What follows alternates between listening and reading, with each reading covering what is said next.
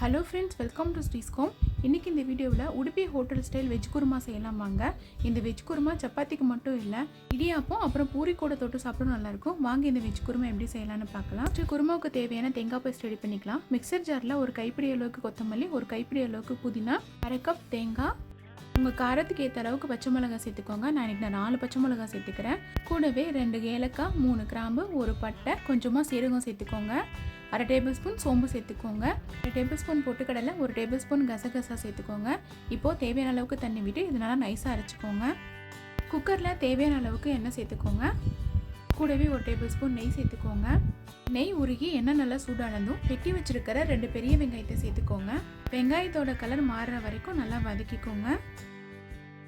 வெங்காயம் நல்லா வதங்கிருச்சு. இதில் 2 டேபிள் ஸ்பூன் இஞ்சி பூண்டு விழுது சேர்த்துக்கோங்க. இஞ்சி பூண்டோட பச்சை வாசனை போகிற வரைக்கும் வதக்கிக்கோங்க. வெங்காயம் நல்லா வதங்கி இஞ்சி பூண்டோட பச்சை வாசனை போனதும் நறுக்கி வச்சிருக்கிற ஒரு தக்காளி சேர்த்துக்கோங்க. தக்காளியை எண்ணெயில் நல்லா வதக்கிக்கோங்க. தக்காளி பாதி வதங்கினதும் இதில் கொஞ்சமாக மஞ்சள் தூள், தேவையான அளவுக்கு உப்பு சேர்த்து நல்லா வதக்கிக்கோங்க. பாருங்கள், தக்காளி நல்லா வதங்கிருச்சு. இப்போ இதில் கட் பண்ணி வச்சுருக்கிற காய்கறி சேர்த்துக்கலாம். இந்த குருமா செய்கிறதுக்கு நான் 3 காய்கறி எடுத்துருக்கிறேன். கேரட், பீன்ஸ், அப்புறம் உருளைக்கிழங்கு. உங்ககிட்ட பீட்ரூட் அப்புறம் காலிஃப்ளவர் இருந்தால் அது கூட சேர்த்துக்கலாம். போட்ட காய்கறிகளை எண்ணெயில் நல்லா வதக்கி விட்டுட்டு இது ஒரு 2 நிமிஷத்துக்கு வேக விட்டுருங்க. 2 நிமிஷத்துக்கு அப்புறம் நம்ம அரைச்சி வச்சுருக்கிற தேங்காய் மல்லி பேஸ்ட்டு சேர்த்துக்கோங்க. கூடவே குருமாவுக்கு தேவையான அளவுக்கு தண்ணி விட்டுருங்க. தேவையான அளவுக்கு தண்ணி விட்டதும் இதை நல்லா கலந்து விட்டுருங்க. குருமா இந்த மாதிரி நல்லா கொதி வந்ததும் மூடி போட்டு மூடிடுங்க. விசில் போட்டு 3லேருந்து 4 விசில் விட்டுருங்க. 3 விசில் வந்தாச்சு. ப்ரெஷரும் நல்லா அடங்கிருச்சு. இப்போ குக்கரை ஓப்பன் பண்ணி பார்த்துடலாம்.